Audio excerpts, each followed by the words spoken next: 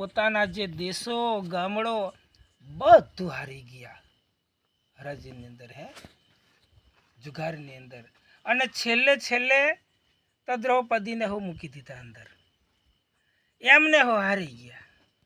પાંડવો દ્રૌપદીને પણ હારી ગયા. દ્રૌપદીની કહાણી તો ખબર છે ને, એક સ્ત્રી અને 5 પતિ હતા. એક સ્ત્રીને 5 પતિ હતા. એ કોણ હતા? દ્રૌપદી હતા. દ્રુપદ રાજાની દીકરી દ્રૌપદીએ 5 પુરુષને વરેલા, 5 પાંડવોને. ત્યારે એમને પણ હારી ગયા. અને ત્યારે દુશાસન, દુર્યોધન દુશાસનને કહે છે કે જાઓ તમે હવે ભરી સભાની અંદર તમે એમને એમ કે એમના વસ્ત્રને ખેંચી લો. ત્યારે દુશાસન ખેંચવા માટે જાય છે ને,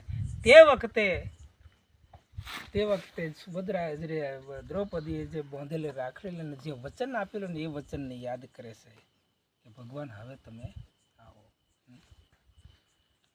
હવે અહીંથી હસ્તિનાપુર એટલે 2000 કિલોમીટર થાય અયોધ્યાની અંદર,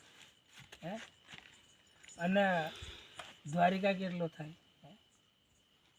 એટલે 250-3000 કિલોમીટરનું અંતર.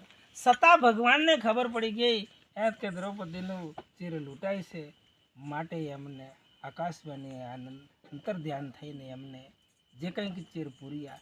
ત્યારે 999 ચીર પૂર્યા હતા. કેટલા? 999 ચીર પૂર્યા. દુશાસન થયેલે થાકી અને હસ્ત નીચે પડી ગયો, પણ દ્રૌપદી ઉગાડા થયા નહીં.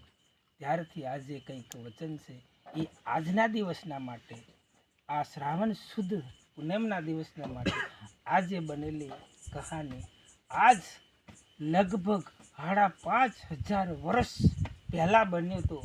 અને આજે પણ આ જેમ છે તેમ ઉજવાય છે અને આનંદ માન્ય છે.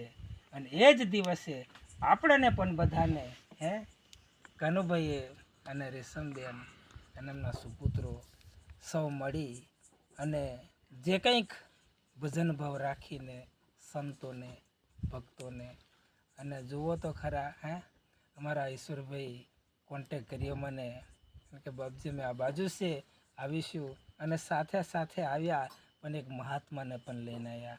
અને તેઓ પણ આપણા જ વિસ્તારથી પણ આગળના, અને તેઓના મુખેથી પણ જે કંઈક આપણે શબ્દો સાંભળ્યા, આનંદ કરાયો. અને ખરેખર એમના દર્શન થયા, એ આપણા દર્શન કર્યા અને આનંદ માણ્યા. એ બદલ ખૂબ ધન્યવાદ પાઠવીએ છીએ આપણે એમને. તો વિશેષની અંદર હવે આપણે આગળ સત્સંગ ધારા તરફ જવા માટે જઈએ ત્યારે વાણી સરસ મજાની એક મહાત્મા સંતની બનાવેલી છે.